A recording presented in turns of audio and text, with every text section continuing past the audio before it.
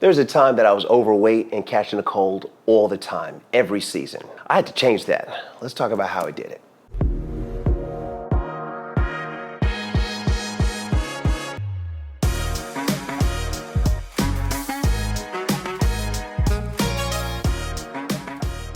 Hi, my name is Jeffrey Butts and I'm a doctor of dental surgery, and this channel is all about health and wellness for you to be healthy and wealthy. And today we're going to talk about how I changed a couple things, all right? So if you've seen the channel before, you know that the big picture, always big picture, is food, sleep, exercise, detoxification, and mindfulness behavior. That's what I say. But when I was sickly, I was like really not understanding what I was doing. Like there was a time that I went vegan and I was playing a show opening up for De La Soul. I remember, I used to be in a band, right? I was in a rock band and we opened for De La Soul. It was like some kind of like frat gig, and they loved both the bands. They wanted the rock and roll black guy and they wanted the hip hop. That's fine. You get catering when you're doing shows like that. And we were right here at the Fox in Atlanta. And I was like, no, dude, I'm not eating meat anymore. No meat, I'm fine. Let me get a salad, I'm fine. And I ate a salad. And it was still a couple, maybe hours before showtime. That's all I ate. And I was not doing well. Oh my goodness. I cheated. I had a piece of chicken. And I felt, my body was like, okay, cool, we could do this. I went on, we had a great show. I had to do some more searching because back then when I did that, I didn't know what I was doing. I mean, if I took a vitamin, it might be a multivitamin. If I did anything, I would just do kind of like the stuff that I saw other people doing. And I thought that was the way to do it because I was like, man, they look good. I should do what they're doing. But following people just never really helped me. It just never really worked out for me, right? So I had to figure out what is best for me. I just had to figure out why I was bloated, why I kept breaking out in pimples, why I got a cold all the time. Like I got sick like every plane ride. It seemed like I'd get off the plane and a cold was coming soon thereafter. And I could say something like, oh, it's because the air in the planes is just recycled and everybody's got a cold, or their germs just keep getting recycled and they blow on you and then you could get sick. That just seemed too like, really? Like, I don't see everybody else getting sick. I felt like it was just me. So I was like, there's gotta be something. So as I matured, as I understood some things, my food tick became a little bit more dialed in because I started doing the blood type diet. Seems like I've always had this book, Eat Right for Your Type. And one day I cracked the book open, or I stumbled over the book one more time, and I said, you know what, I'm gonna try this. So if I could give it to you in a nutshell, the blood type diet has the premise that you eat foods that go very well with your type of body chemistry, and you avoid foods that don't go well with your type of body chemistry. And your body chemistry is determined by what your blood type is.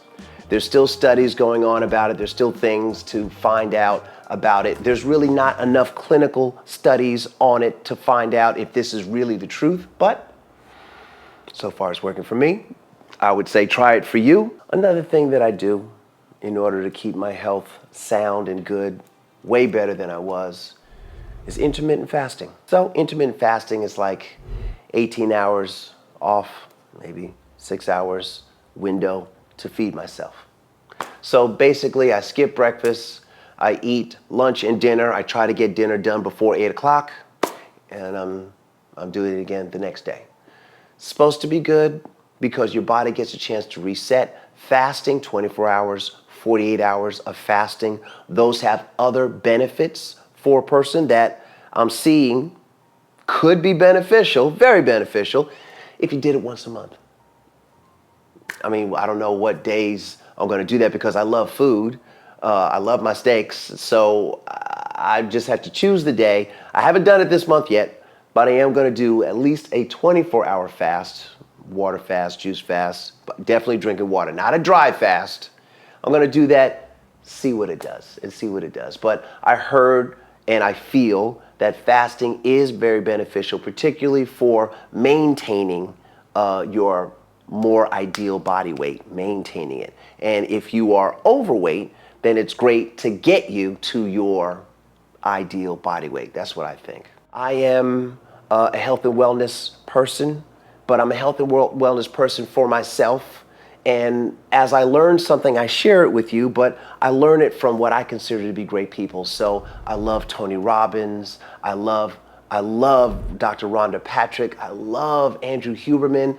These guys, and there's other doctors that I'm not naming right now, that are also amazing.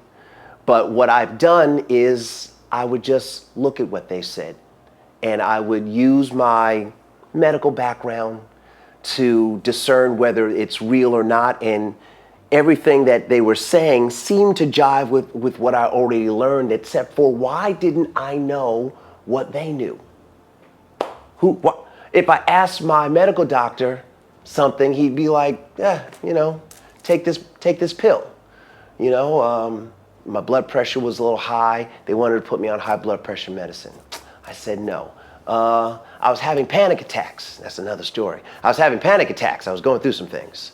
And I didn't know that they were panic attacks. I thought I was having a heart attack. And the doctor determined that I was having panic attacks. And I said, okay, cool. And he said, there's a medicine that I could give you. I said, whoa, wait, no. I got it. And basically, after I had that information, something stressful popped off, maybe in the week after I received that information, and my heart started going off. And then I said, wait a minute, you are panicking, brother. You're panicking, son. It's okay, calm down. And that heart pain went away immediately. And that was the time that I said, you know what? Knowledge is power. Because honestly, if I did not know what was going on with me, I guess a clinical diagnosis of what was going on with me, I would have thought that I was having a heart attack for real.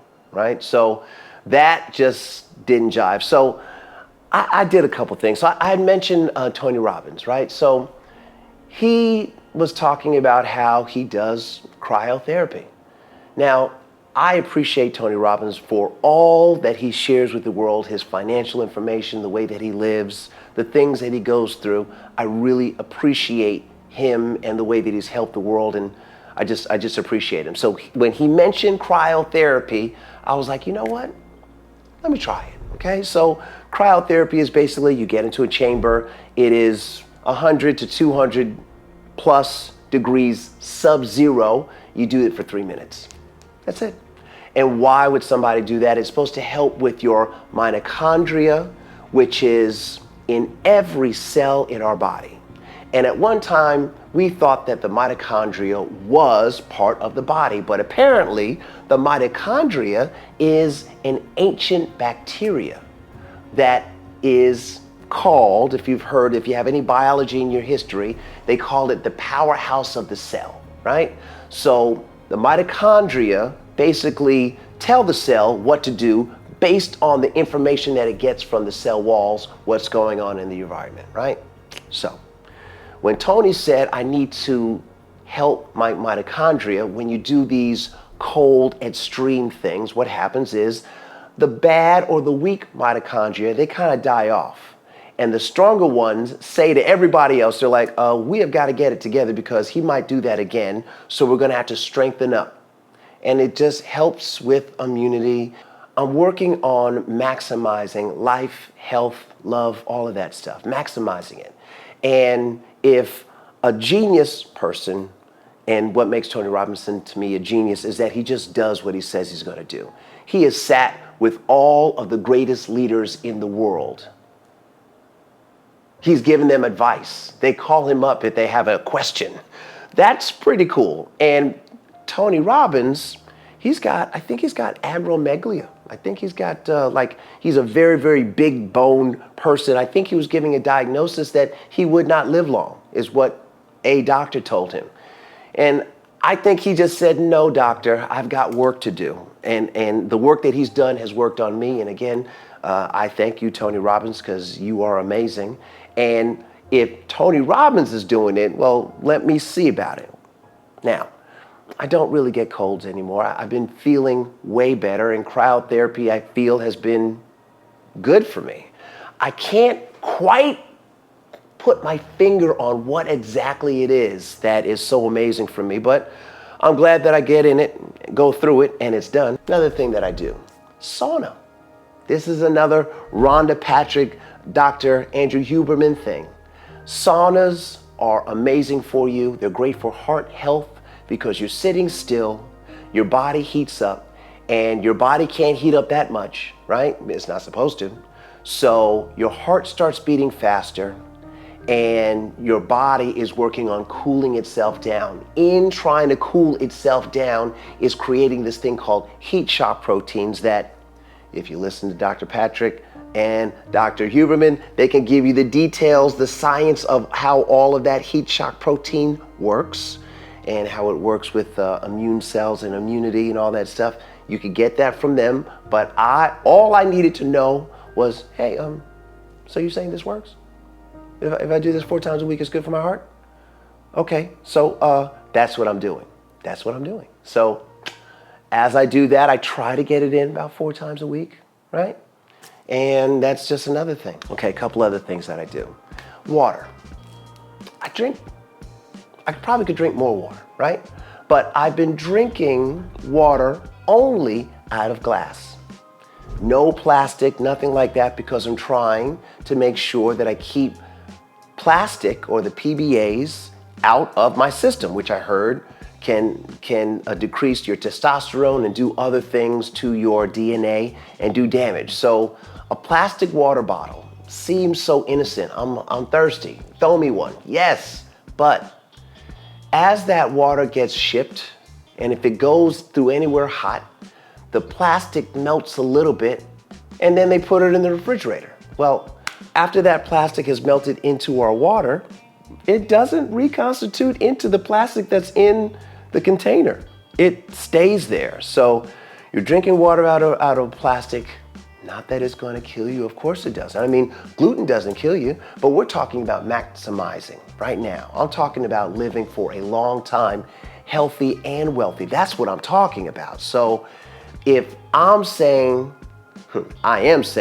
that isn't good for me because of plastic in the water, I'm just going to eliminate it. So for the most part, I drink spring water out of a glass bottle, and I try to do that. I can't do it all the time. All of these things that I do, I can't do it all the time. I do it as much as I can. I get it in as much as I can, and that's it. I just keep living my life. I got to exercise, right? My exercise funness is kickboxing, and I got a great compliment from a coach, right? So I did a kickboxing class, then I did like a private class, and I was ripping through everything. I was fine. And the coach was like, do you run? No, I don't run. Running to me is boring. You know, like, okay, running to me, okay? There's a tree. The tree's closer. I'm almost next to the tree. And I'm tired, okay? It hurts, all right? And I'm seeing this tree coming, and that's the only view that I got is this tree, and then the tree's next to me, and then I pass the tree, and I'm still hurting. I'm still running, and it's just like the mental thing for me in running just doesn't work. So kickboxing gets my cardio in, and the coach said or asked if I ran because he said that my cardio was good. Yay, right? There was a time that I was only doing cardio. I have recently started doing resistance training because of all the benefits that I found that it does for testosterone, for your bones, for immunity, right? And that is why I started doing more resistance training. And that's all it is. And the mental challenge that I put myself, the mental gym that I put myself in, even when I'm doing the last set of whatever weight push that I'm about to do, that in and of itself, it's got to have some goodness there because it makes me move forward. And the forward motion is not easy. And I understand that life is a gift, but life is challenging. And the challenges are only for the people that are able to pass the challenge. Now, if you find something that's hard to do and you do it, and that makes you feel good because you've done something, you've put whatever time you needed to put in it, and you passed the challenge. That's good for your mental. That's good for your subconscious to know that these things are possible. I mean, everything's impossible until it's done. I wanted to not keep getting sick. I wanted to not keep getting pimples. I didn't want a gut. I was over that. And I was just saying, if there's a way to fix this, I was not getting the answer from any medical doctor that I encountered. Never, did not get any answers from them. And it seemed like the answers were kind of outside of that particular world, because that world kept saying, well, let me give you these drugs. And I kept saying, I heard, and I was younger, this was like before dental school. I heard that drugs have a side effect. Whatever that side effect is going to be either evident now or evident later, or it's not going to be evident at all, but there's going to be something to the side of that drug. Just taking the drug. And I was like, really? Is that always? All of them? Answer, every doctor will say yes, there's a side effect. But they would say something like, the risks don't outweigh the benefits of the drug, so let's take this risk. No, that's what I said. I'm saying no. So I'm still looking. I'm still scouring the internet for things. YouTube, I discovered YouTube, and it made sense to me. I could get my entertainment and I could get my school in there. And now I guess I put myself on here because this is what I've gathered mostly from YouTube, guys. Mostly from YouTube. So another thing that I do is massages. I get a massage once a week. That's right, once a week. And I am so happy. I am better for it. I am better for it. Because it moves your lymph tissue, your lymph fluid. That is, okay, our lymph system is what is the garbage or the waste disposal sewage system of our body. I mean, you might think that it's the large intestines because that's where the bowels come out. You might think that's your bladder because that's where the urine comes out. But the lymph system gets all of the waste and toxicity to your kidneys, to your liver, so they can be expelled, excreted from your bowels, from your urine, right? So a massage, besides it helping me move my muscles and stuff like that, a massage is very, very helpful to just move that lymph fluid to get those toxins out. That's what I think of it as. It's kind of a form of a relaxation detox. And detox is one of the things that I have on my list of things to do, all right? Now, I also get a massage because my job is physically demanding. I mean, it might not seem like being a dentist it's like, that's not bricklaying, and it's not bricklaying, but it is paying attention to detail. It's multiple instruments being passed around. I have to be aware of my spatial presence and the patient's spatial presence so that I can not hurt them, not move in a kind of way that could hurt them, right? I guess, long story short, I put my body through some changes, some extreme things in order to just be what I would consider to be normal, right? But after 40 or on your way to 40, if you don't have a certain amount of information and you just say, yeah, doc, I'll take the drugs, yes, and you keep doing what you shouldn't be doing, well then you're taking medicine so that you can do a bad habit that you just don't know about because no one's told you. And it's easy. It is so easy to take a pill. It is so much easier. I heard that back in the day, before penicillin, the way that they broke fevers was a very, very laborious process of heat and cold therapy for the patient.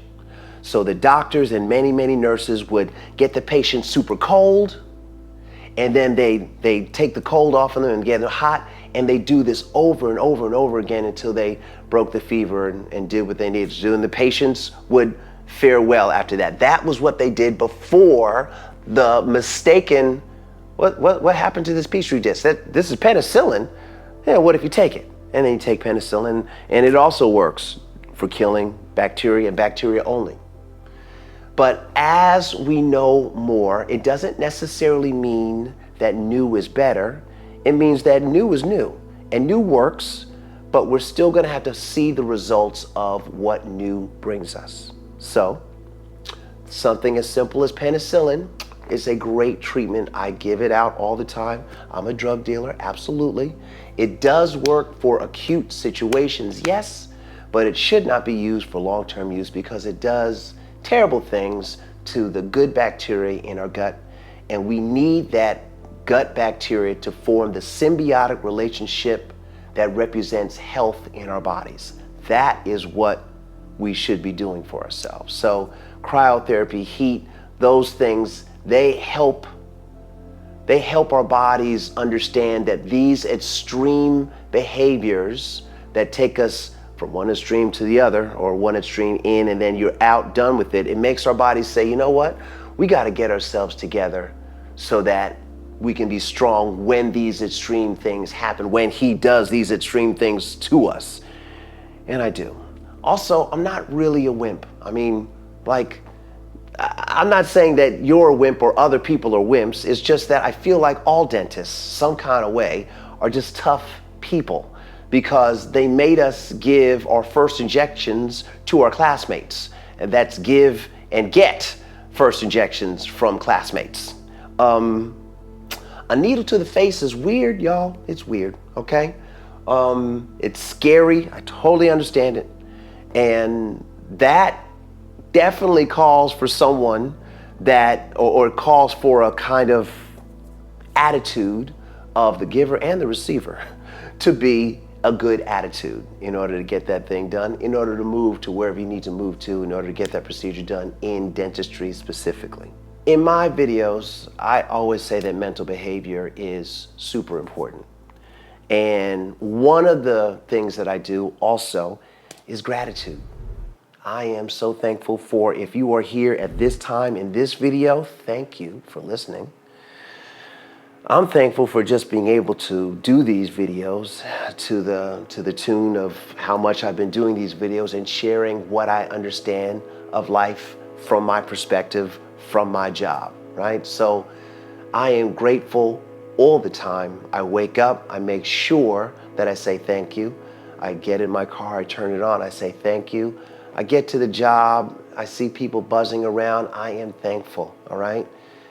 Even when it seems like you have nothing to be thankful for, I'm telling you, you can find something to be thankful for. I mean, if you got into a car accident and you didn't die, you could say this is terrible, this is inconvenient, but you could be thankful that you still have your life.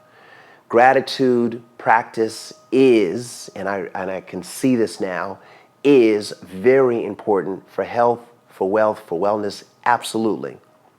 It's like if you've ever done something nice for somebody and they said thank you, or they went out of their way to say thank you or do something that was in a grateful mode, it makes me, if I did something nice, it makes me want to do more, either for that one person or just for people, not necessarily for the gratitude or for the thanks that I get for doing something nice, but it makes me want to do more because it feels good to give. It feels really good to give. So giving and receiving are really on the same pathway, right? The more you give, actually, the more you receive. And the more grateful you are, the more you get to receive, and then the more you can give, and then the more you can receive. It's just a cyclic thing. It's just the way that the world is. You cannot stop it. I mean, it's really real. It seems like it shouldn't be real. Why would being thankful be helpful for your health? I know. But how about this? I would recommend experiencing it for yourself on a daily basis. Be thankful for just waking up, for getting to be where you are, how you are. And then I'm going to say thank you for watching. We're going to talk about some things later. Thank you so much for staying as long as you had stayed for this long form video. I don't usually talk this much, but it was in me today. I had to get it out. It's Sunday. Well, what are we doing, right? But we're talking, we're sharing with you, for you. Please like and subscribe. Please share this video with someone that you think that could use it. And let's talk about a couple other little things a little later.